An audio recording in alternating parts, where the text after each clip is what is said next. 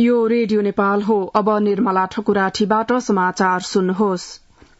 शुरूमा प्रमुख समाचार।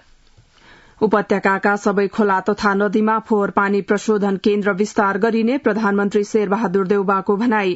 काठमाण्डु उपत्यका सहित देशका अधिकांश स्थानमा गैराती अधिक वर्षा मापन। आगामी बुधबारसम्म पानी पर्ने मौसम पूर्वानुमान महाशाखाद्वारा जानकारी। र अमेरिकी संसदका सभामुख न्यान्सी पेलोसी नेतृत्वको प्रतिनिधि मण्डल एशिया भ्रमणमा।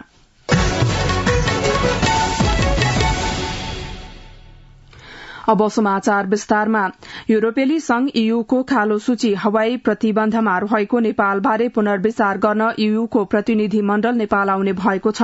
अन्तर्राष्ट्रिय नागरिक उड्डयन संगठन आइकाओको मूल्याङ्कनमा नेपालले औसतभन्दा राम्रो नतिजा ल्याएको र हवाई सुरक्षा मापदण्ड कार्यान्वयनका विषयमा नेपाल विश्वको औसतभन्दा उच्च अवस्थामा देखिएपछि ईयू बिना शर्त नेपाल आउने भएको हो। यसैबीच संस्कृति पर्यटन तथा नागरिक उड्डयन मन्त्री जीवनराम श्रेष्ठले युरोपेली संघ ईयूले नेपालको हवाई क्षेत्रलाई छिट्टै उडान सुरक्षाको कालो सूचीबाट हटाउने बताउनु भएको छ। प्रधानमन्त्री शेरबहादुर देउबाले काठमाण्डु उपत्यकाको पर्यावरण संरक्षण गर्न सरकार प्रयत्नशील रहेको बताउनु भएको छ। काठमाण्डुको गुह्यश्वरीमा निर्मित फोहोर पानी प्रशोधन केन्द्रको हिजो उद्घाटन गर्नुहुँदै प्रधानमन्त्री देउबाले पर्यावरण संरक्षण गरी उपत्यकावासीको स्वच्छ वातावरणमा बाँच्न पाउने हक सुनिश्चित गर्न सरकारले योजनाबद्ध रूपमा काम गरिरहेको बताउनुभयो। प्रधानमन्त्री देउबाले पर्यावरणीय स्वच्छता कायम गर्नका लागि उपत्यकाका सबै नदी तथा खोलामा फोहोर पानी प्रशोधन केन्द्रको स्थापना गरिने जानकारी दिनुभयो। राष्ट्रिय योजना आयोगका उपाध्यक्ष डाक्टर विश्वनाथ पौडेलले सातै प्रदेशका राजधानी शहर सहित देशभरका प्रमुख शहरी क्षेत्र भएर बग्ने नदीहरूको अध्ययन गरी सबै ठाउँमा फोहोर पानी प्रशोधन केन्द्र स्थापना गर्ने लक्ष्यका साथ काम भइरहेको बताउनु भएको छ। दैनिक 3 करोड़ 24 लाख लिटर फोहोर पानी प्रशोधन गर्ने क्षमताको प्रशोधन केन्द्रमा गोकर्णेश्वरदेखि गुहेश्वरीसम्मको ढल प्रणाली जोडिएको छ। प्रशोधन केन्द्रमा फोहोर पानीमा रहेका जैविक ठोस पदार्थबाट बायोग्यास उत्पादन गर्ने तथा सोही बायोग्यासबाट विद्युत उत्पादन गरी प्रशोधन केन्द्रका लागि आवश्यक झण्डै 50% विद्युत आपूर्ति हुनेछ। राष्ट्रपति विद्यादेवी भण्डारीले नवनियुक्त अर्थमन्त्री जनार्दन शर्मालाई पद तथा गोपनीयताको शपथ गराउनु भएको छ। राष्ट्रपति भवनमा आयोजित विशेष समारोहमा राष्ट्रपति भण्डारीले अर्थमन्त्री शर्मालाई पद तथा गोपनीयताको शपथ गराउनु भएको हो। यसअघि राष्ट्रपति विद्यादेवी भण्डारीले प्रधानमन्त्री शेरबहादुर देउबाको सिफारिशमा हिजो दिउँसो शर्मालाई अर्थमन्त्री नियुक्त गर्नु भएको हो। सभामुख अग्निप्रसाद सापकोटाले नेपाल नागरिकता ऐन 2063 लाई संशोधन गर्न बनेको विधेयक 2079 प्रमाणित गर्नु भएको छ। नागरिकता विधेयक प्रतिनिधि सभाबाट उत्पत्ति भई संघीय संसदबाट पारित भएको हो। अब सो विधेयक प्रमाणीकरणका लागि राष्ट्रपति समक्ष पेश गरिनेछ। राष्ट्रपति विद्यादेवी भण्डारीले मन्त्री परिषदको सिफारिशमा निर्मल राज काफ्लेलाई संघीय गणतन्त्र ब्राजिलको लागि आवासीय राजदूतमा नियुक्त गर्नुभएको राष्ट्रपति कार्यालयले जनाएको छ। संचार तथा सूचना प्रविधि मन्त्री ज्ञानेन्द्र बहादुर कार्कीले जनताले सहज महसुस हुने गरी कार्य गर्न मन्त्रालय मार्फतका निकायहरूलाई निर्देशन दिनुभएको छ।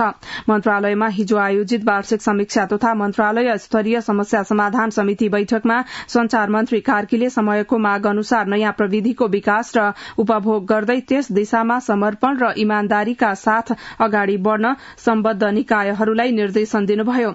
संचार मन्त्री कार्कीले मन्त्रालय अन्तर्गतका निकायहरूको परिवर्तनकारी प्रयासमा मन्त्रालय र सरकारको आवश्यक सबै सहयोग रहने बताउनुभयो।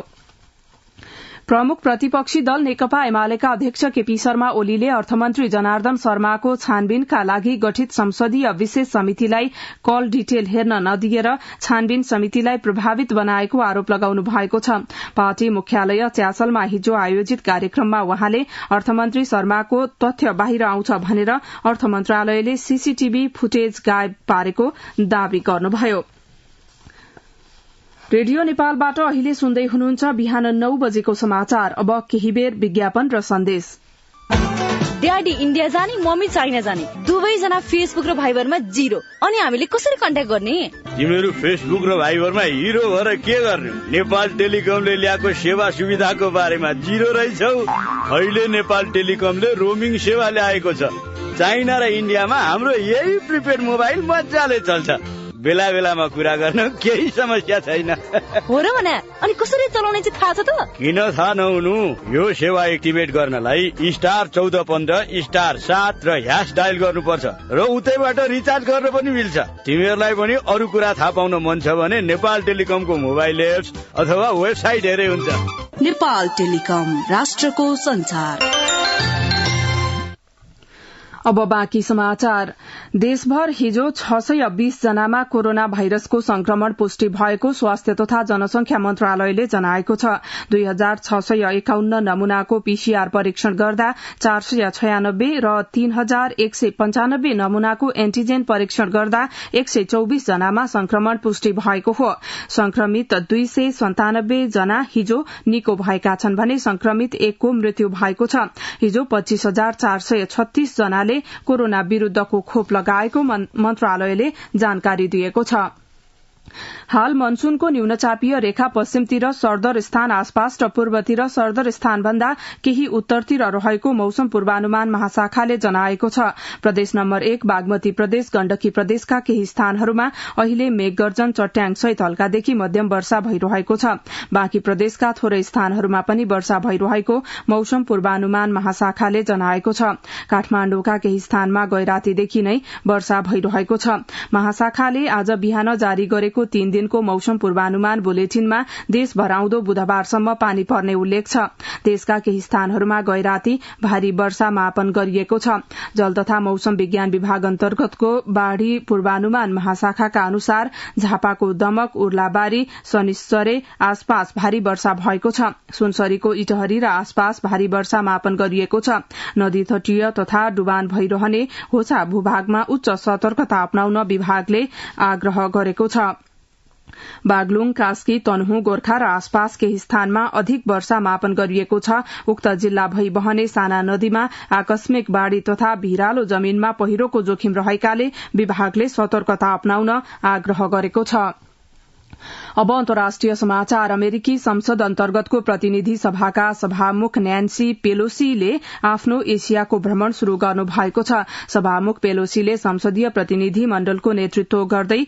सिंगापुर मलेसिया दक्षिण कोरिया र जापान लगायतका इण्डो पेसिफिक राष्ट्रहरूको भ्रमण गर्ने संचार संस्था रोयटर्सले जनाएको छ पूर्वी एसियाली राष्ट्रहरूसँगको आपसी सुरक्षा आर्थिक सहकार्य लोकतान्त्रिक शासन लगायतका विषयहरू भ्रमणको मुख्य एजेण्डा रहेको रोयटर्सले उल्लेख गरेको छ चीनको आपत्तिपछि सभामुख पेलोसीको सम्भावित ताइवान भ्रमण पछिल्लो भ्रमण सूचीबाट हटाइएको अन्तर्राष्ट्रिय संचार माध्यमहरूले टिप्पणी गरेका छन् अब खेल समाचार अन्डर 20 साफ च्याम्पियनशीप फुटबलमा नेपाली टोली भारतसँग 8-0 गोल अन्तरले पराजित भएको छ भारतको भुवनेश्वर स्थित कालिंगा रंगशालामा घरेलु टोलीले 36औं मिनेटमा अग्रता लिएको थियो पहिलो हाफमा 1-0ले पछि परेको नेपालले बाँकी 6 गोल दोस्रो हाफमा खाएको थियो 90औं मिनेटमा 7औं गोल थपिएको थियो जितसँगै भारतले 3 खेलबाट 6 अंक जोडेको छ भारत दोस्रो स्थानमा उक्लिएको छ नेपालले पनि समान खेलमा 6 अंक नै जोडेको छ नेपाल तेस्रो स्थानमा झरेको छ 3 खेलबाट 9 अंक जोडेको बंगलादेश शीर्ष स्थानमा रहेको छ हिजै पहिलो खेलमा मालदिप्स र श्रीलंकाले 1-1 को बराबरी खेलेका थिए अब नेपालले अन्तिम खेल बंगलादेशसँग भोलि खेल्नेछ अब मौसम सम्बन्धी जानकारी आज देशभर आंशिकदेखि सामान्य बदली रही केही स्थानमा मेघगर्जन सहित मध्यम वर्षा हुने र प्रदेश 1 मध्य प्रदेश बागमती प्रदेश गण्डकी प्रदेश र सुदूरपश्चिम प्रदेशमा अधिक वर्षा हुने जल तथा मौसम विज्ञान विभागले जनाएको छ आज दिउँसो काठमाण्डु उपत्यकाको अधिकतम तापक्रम 26 देखि 28 डिग्री सेल्सियसका बीच रहने अनुमान गरिएको छ अन्त्यमा यस प्रसारणका प्रमुख समाचार फेरि एकपटक उपत्यकाका सबै खोला तथा नदीमा फोहोर पानी प्रशोधन केन्द्र विस्तार गरिने प्रधानमन्त्री शेरबहादुर देउवाको भनाई। काठमाण्डु उपत्यका सहित देशका अधिकांश स्थानमा गैराती अधिक वर्षा मापन। आगामी बुधबारसम्म पानी पर्ने मौसम पूर्वानुमान महाशाखाद्वारा जानकारी। र अमेरिकी संसदका सभामुख न्यान्सी पेलोसी नेतृत्वको प्रतिनिधि मण्डल एसिया भ्रमणमा। रेडियो नेपालबाट बिहान 9 बजेको समाचार सकियो। यसपछि नेपाल भाषामा समाचार सुन्न सक्नुहुनेछ। हवस् त, नमस्कार।